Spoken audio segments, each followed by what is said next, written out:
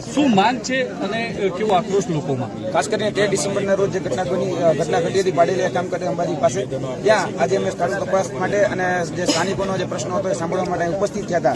જે કુવાની વાત કરવામાં હતી એ કુવાનું પણ અમે કહી શકાય કે સ્થળ તપાસ કરી છે. ત્યાંના જે સ્થાનિકો છે સ્થાનિકો સાથે પણ ચર્ચા કરી છે અને મૂળ વાત જે અમારા સામે આવી છે એ બહુ સ્પષ્ટ કરે છે કે તાલી એક હાથે નથી વાગી, તાલી બે હાથે વાગી છે. અને જે દેખાડવામાં દ્રશ્ય આવી રહ્યું છે એ એક જ દ્રશ્ય દેખાડવામાં આવ્યું છે, પડદા પાછળનું દ્રશ્ય કંઈક અલગ જ છે.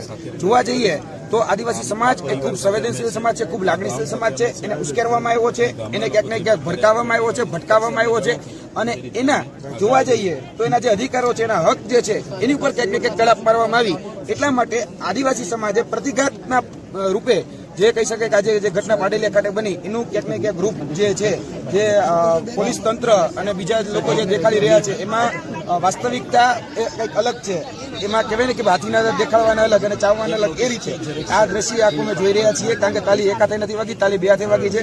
પરંતુ ફરિયાદ જે છે એ એક પક્ષી લેવાની છે, બીજી પક્ષે ફરિયાદ લેવામાં નથી આવી. અમે આ માધ્યમથી સરકારશ્રીને કહેવા માંગીએ છીએ કે તમે જે રીતે પોલીસ તંત્રની ફરિયાદ લીધી છે તો એ રીતે આદિવાસી સમાજ અને પાડેલિયા ગામની જે ઘટના છે એની પણ ફરિયાદ લેવામાં આવે. કારણ કે એ લોકો પણ પીડિત છે, એની પણ સાર સંભાળ લેવામાં આવે. હજી સુધી જે મંત્રીઓ, તંત્રીઓ, સંત્રીઓ જે મુલાકાત રહ્યા છે એ પોલીસ અધિકારીઓ અને જે કહી શકાય કે વનરક્ષકના જે મિત્રો છે એની પૂછપરછ કરી રહ્યા છે. કેમ ભાઈ આદિવાસી સમાજની પૂછપરછ કરવામાં નથી, કેમ ભાઈ આદિવાસી સમાજની કહી શકાય કે ખેર લેવામાં નથી આવતી. એટલે ક્યાંક ને ક્યાંક આ જે ડોગલી નીતિ છે એ ડોગલી નીતિ અહીંયા જતી થઈ છે. આજે જે પાડેલિયા ગામની જે કહી શકાય બેન સાથે જે ઘટના બની હતી બેનની પણ મુલાકાત કરવામાં આવી છે, જેમાં વાસ્તવિકતા એ ખૂબ અલગ છે. આગામી